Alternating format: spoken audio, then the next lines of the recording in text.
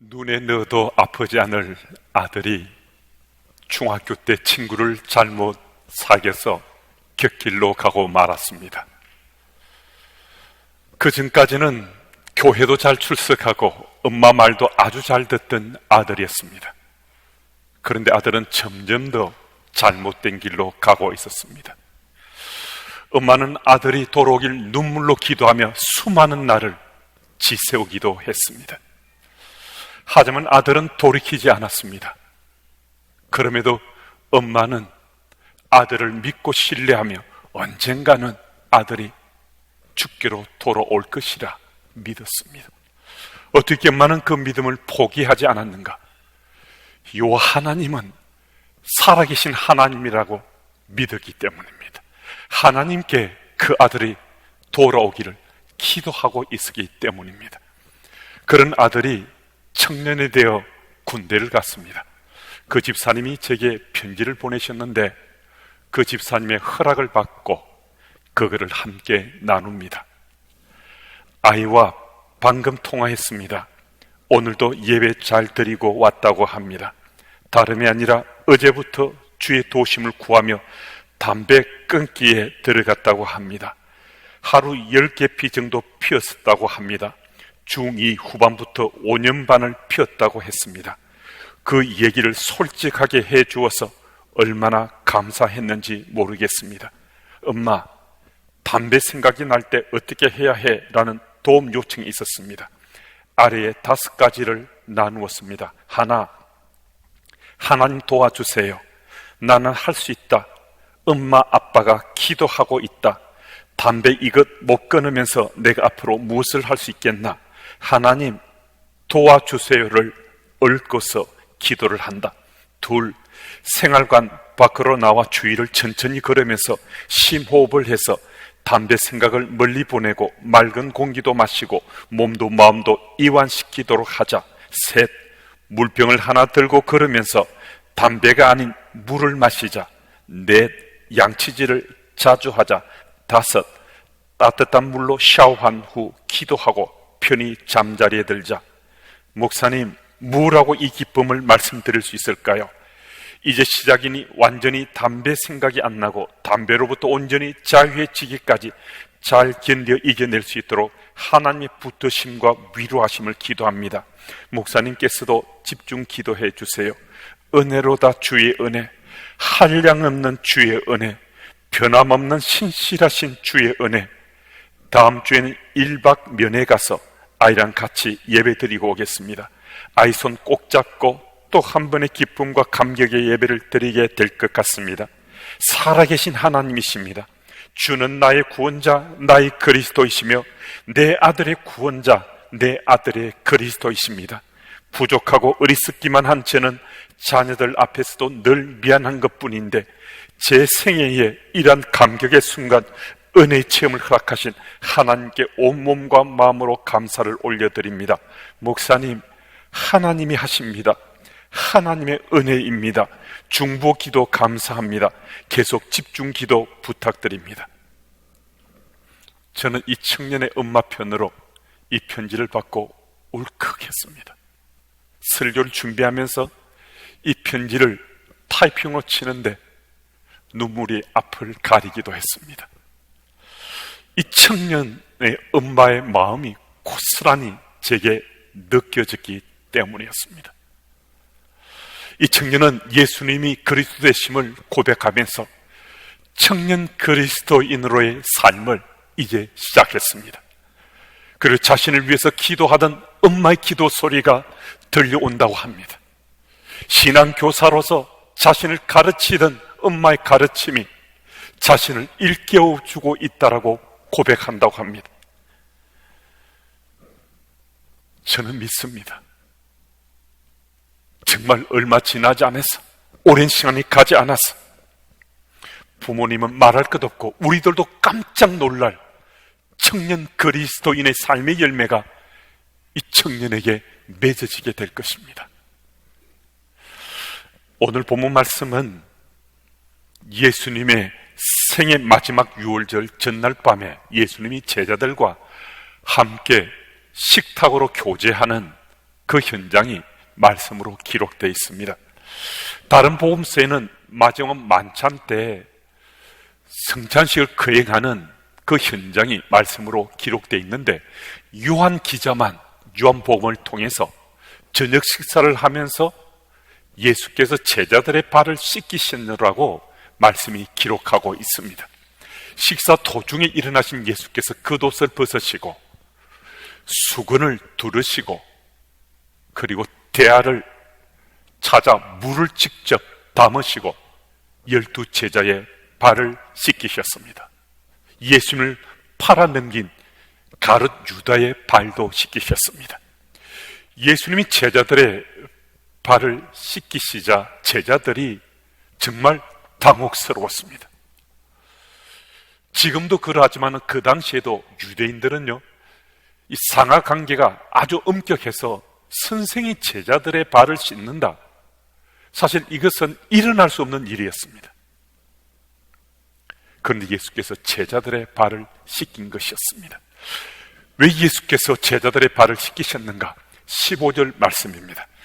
내가 너희에게 행한 것 같이 너희도 행하게 하려 하여 본을 보였노라.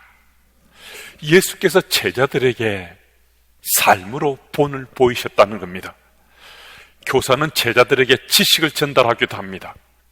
용기를 북돋워 주기도 합니다. 삶의 지혜를 가르쳐 주기도 하는 등 그런 역할을 하지만, 그보다 더 중요한 것은 삶으로 본을 보이는 겁니다. 13절 말씀을 제가 읽습니다. 너희가 나를 선생이라 또는 주라 하니 너희 말이 옳도다. 내가 그러하다. 예수께서 제자들에게 너희가 나를 선생이라 말하는데 너희 말이 옳다. 내가 너희 선생이다. 예수께서 공생의 사역 가운데 제자들이 의식하건 의식지 못하건 선생으로 제자들을 가르치셨다는 겁니다. 예수께서는 선생으로 사명감을 가지고 제자들과 더불어 사셨다는 겁니다. 선생은 신앙 교사로서 사명감을 가져야 됩니다. 자녀를 양육하는 믿음의 부모는 모두가 다 자녀들에게 이 믿음의 유산이 상속되기를 원합니다.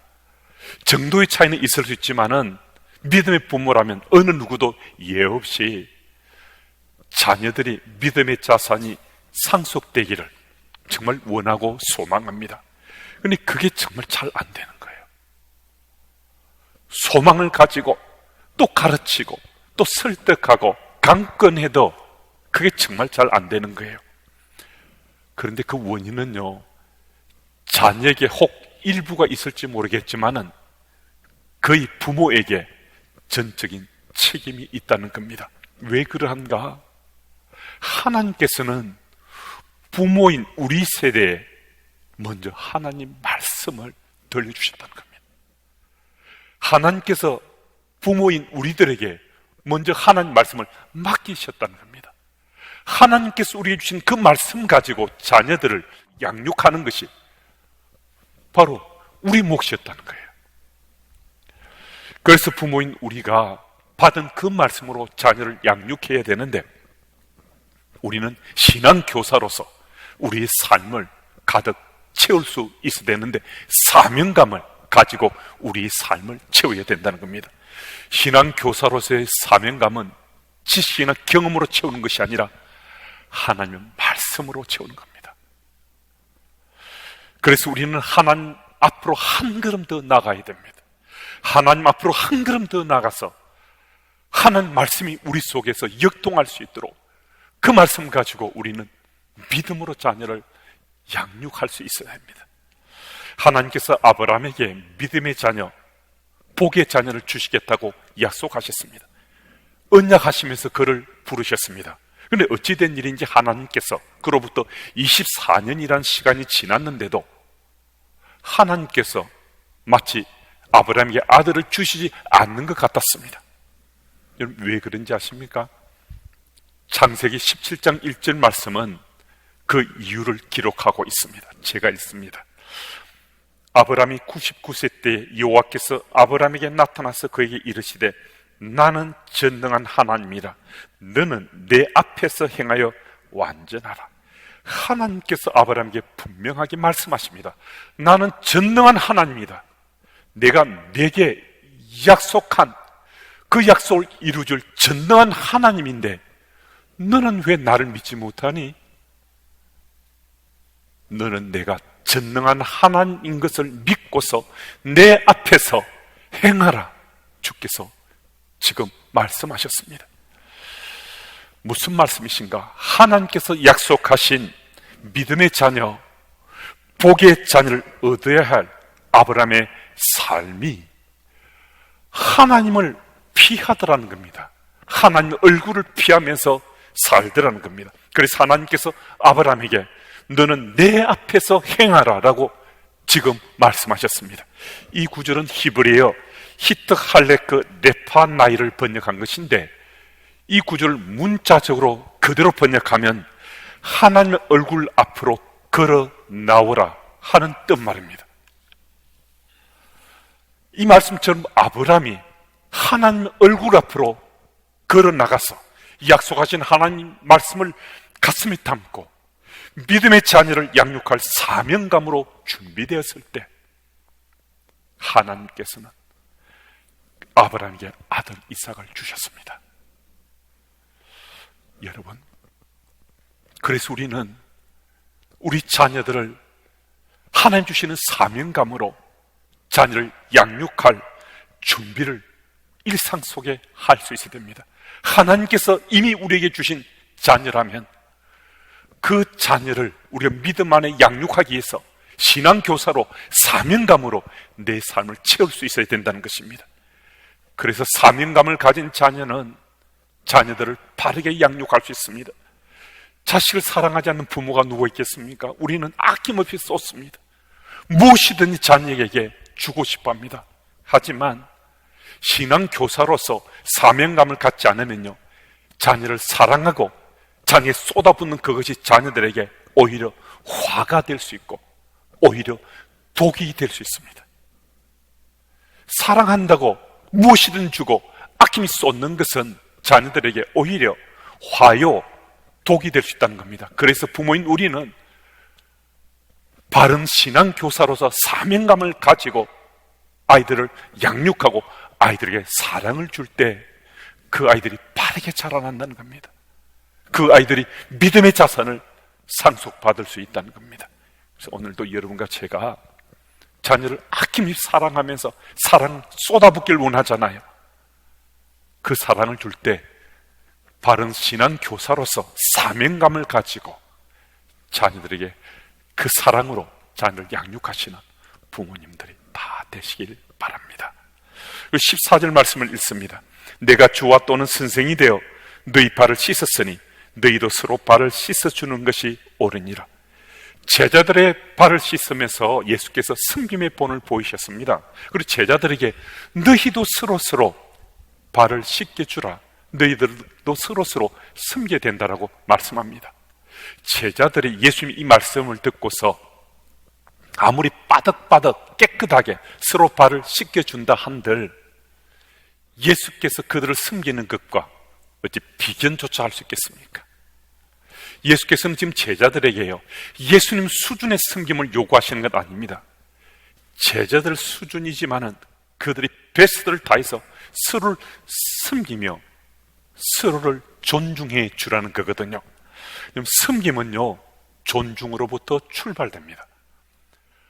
우리가 자녀를 양육하는 것도 자녀를 존중함으로 자녀를 양육할 수 있어야 됩니다. 부모가 자녀를 존중하면서 자녀를 양육하는 것은요, 주께서 우리에게 보여주신 섬김의 하나의 메시지가 우리에게 새겨져 있다라고 우리가 깨칠 수 있는 그 통로로 할 수 있습니다. 펭수, 우리 잘 아시죠? 펭수는 이미 단순한 캐릭터를 넘어서서 문화 현상이 되어버렸고 이미 이 시대의 아이콘이 되었습니다. 날카로운 상상력 연구소 소장이신 김용섭 씨가 쓴 펭수의 시대라는 책에는 자녀와 관련된 이런 글이 실려 있습니다. 뭐든 잘하는 것이 정상일까요? 그동안 한국 사회는 구성 모두에게 명문대를 가고 높은 연봉을 받고 사회적으로 성공해야 된다는 강박을 심어주었습니다. 아이들에겐 착하고 똑똑한 모범생이 되어야 하고, 청년들에게는 진취적이면서도 시스템에 순응하는 어른으로 성장해야 된다고 강요하고, 부모는 좋은 부모가 되기 위해서는 자식도 잘 키우고 돈도 잘 벌어야 된다는 거죠. 또 좋은 자식이라는 공부 잘하고 부모에게 효할 수 있어야 된다는 그런 카테고리 속에서 한국 사회는 좋은 사람, 성공하는 사람, 그 사람들을 요구했습니다. 펭수의 의록에 있는 글인데요, 펭수의 얼어 죽을 고민 상담소 중에서 한 말입니다. 다 잘할 수는 없어요. 펭수도 달리기는 조금 느립니다. 하나 잘못한다고 너무 속상해하지 마세요. 잘하는 게 분명 있을 겁니다. 그걸 더 잘하면 돼요. 또 2019년 10월 15일 일보 영상 인터뷰 중에서 펭수가 한 말입니다. 여러분, 그런데 이것도 참 어려운 거예요. 힘든데 힘내라. 이것도 참 어려운 거거든요. 내가 힘든데 힘내라고 하면 힘이 납니까? 아니죠. 그러니까 힘내라는 말보다 저는 사랑해라고 말해주고 싶습니다. 여러분, 사랑합니다. 팽 러브 유. 펭수 이 말들은 가정의 신앙 교사가 되길 원하는 우리 엄마 아빠가 마음속에 메시지로 간직할 수 있어야 됩니다. 신앙 교사인 우리들에게 정말 필요한 것은 예수님이 제자들에게 하신 것처럼 우리도 자녀를 존중하면서 자녀를 양육하는 겁니다. 여러분, 자녀들은요 다 느낍니다. 자기를 존중받는지, 엄마 아빠가 우리를 사랑하며 우리를 아낌없이 지극정성으로 우리를 돌본다는데 정말 우리를 존중하며 양육하는 잘 알고 있습니다. 정말 자녀들을 믿음 안에서 존중하며 양육하시는 부모님들이 다 되시길 바랍니다. 15절 말씀은요, 우리 함께 같이 좀 읽겠습니다. 다시 읽습니다. 내가 너희에게 행한 것 같이 너희도 행하게 하려 하여 본을 보였노라. 아멘. 장신대 신형섭 교수님이 쓰신 자녀 마음에 하나님을 새기라는 책에는 이런 내용의 글이 실려 있는데요, 기독교 교육학자인 존 웨스터호프가 미국 교회를 향해서 던진, 이 다음 세대를 바라보며 던진 메시지인데요, 이 질문이 이제 우리 한국 교회 다음 세대에게 해당되는 무거운 메시지가 되고 말았습니다. 과연 우리 다음 세대가 신앙을 지속할 수 있을까?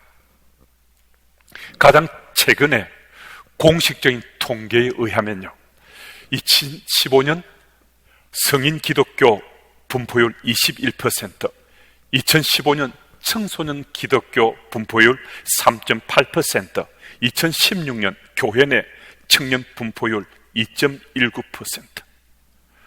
우리 한국 교회의 다음 세대의 맨 얼굴을 정직하게 마주 대하게 되면요, 이제 미전도 종족이 더 이상 지구촌에 오지에 살아간 사람들이 아니란 사실을 우리는 깨닫게 됩니다. 30년 전 미전도 종족이 북위 4도의 40도 사이에 몰려 있다고 해서 선교학자 루이스 부시 교수가 이제 그 말을 시작했는데, 이제 미전도 종족의 개념이 지역이 아니라 연령으로 바뀌어져야 된다는 거예요. 오지에 살고 있는 그 사람들이 아니라 4세에서 14세까지 살아가는 그 연령대가 미전도 종족이 되고 말았다는 겁니다. 이게 바로 우리 현실이라는 겁니다. 왜 이런 현실이 되고 말았는가? 왜 우리 다음 세대가, 우리 자녀들이 믿음의 세대가 되기를 거부하는가? 여러분, 다른 이유 아닙니다. 많은 것을 가르치지 않았기 때문인가? 그렇지 않습니다. 많은 걸 가르쳤는데 그들이 거부합니까? 그렇지 않습니다. 가르친 우리가 실천하지 않기 때문입니다. 가르친 우리가 가르친 대로 살지 않기 때문입니다. 현재 서울의 타 교회에 중등부를 섬기는 사역자가 이런 말을 전해주었습니다. 중학교 2학년 딸인 아이가 기말고사를 앞두고 있는데 엄마가 이 아이를 중등부 예배 시간에 학원 앞에 아이를 데려다 주었습니다. 그리고 아이에게 인사하면서요, 엄마가 이렇게 말했다는 겁니다. 혜인아, 이번 기말고사가 얼마나 중요한지 알지?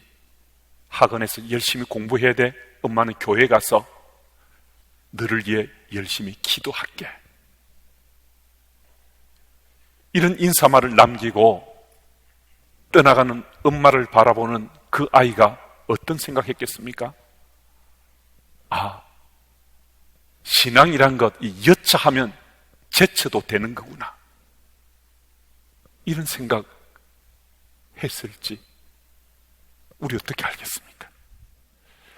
급할 땐 찾고 손해볼 땐 여지없이 버리는 그 하나님이 정말 우리 자녀를 책임질 수 있겠습니까? 그 자녀들이 생각할 때, 아, 내 인생은 하나님이 책임지시는 것이 아니고 스펙이 진짜 나를 책임져 줄 것 같은데, 우리 자녀들이 이렇게 생각하도록, 이렇게 경험하도록 엄마 아빠가 지금 그 아이들을 그 현장으로 몰고 있지 않습니까? 요 하나님이 살아서 역사하신 하나님이란 사실을 지금 현재 내가 믿고 자녀를 양육하지 않으면요, 자녀들은요, 내가 믿지 못하고 대충대충 믿음 생활을 하면서 자녀를 양육하는 그대로 자녀들은 본받고 배우게 됩니다. 여차하면 하나님을 제치는 부모의 모습은요, 여차하면 하나님을 제치는 자녀의 모습으로 그대로 상속됩니다.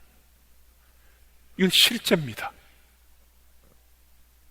이거는 우리의 삶의 현실에 있는 그대로 얘기입니다. 여러분, 우리가 정말 잊지 말고 기억해야 될 것은 그 아이들이 어른이 되지 않습니까? 어른이 되었어요. 그 아이들이 아이를 낳는 엄마 아빠가 됩니다. 그리고 그 아이들이 낳은 아이들이 또 아이를 낳게 되면요, 그 아이들이 할아버지 할머니가 됩니다. 제가 한 번씩 질문하는 것 있는데요, 우리 당대가 몇 세대까지 우리가 책임질 수 있는 거죠? 몇 세대까지 책임진다고 제가 말씀드렸나요? 예, 4대입니다. 4대. 이 수명이 많이 길어졌잖아요. 이제 정성까지 우리가 보게 되거든요. 내 지금 현재 믿음의 삶이 4대까지 영향을 미친다면 어떻게 해야 될까? 답이 너무나 분명하지 않습니까? 내가 어떤 믿음의 삶을 지금 사는가 따라 내 자녀의 믿음의 삶이 똑바를 수 있고, 하나님 기뻐하시는 그리스도로 당당히 설 수 있고, 대충대충 여차면 하나님 제쳐버리는 그런 자녀로 자라날 수도 있다는 겁니다. 우리가 가정에서 바른 신앙의 교사가 되어야 될 그 이유가 바로 여기 있습니다. 우리가 자녀들에게 믿음의 삶의 본을 보이지 않으면 우리 자녀들은요, 바르게 자라나지 않습니다. 우린 신앙 교사입니다. 부모는 가정의 신앙 교사입니다. 다시 한 번 더 이 교훈 받고 가정의 바른 신앙 교사가 되어서 자녀들을 믿음 안에 잘 양육해서 행복한 가정들을 꾸려가시기를 예수 이름으로 축복합니다.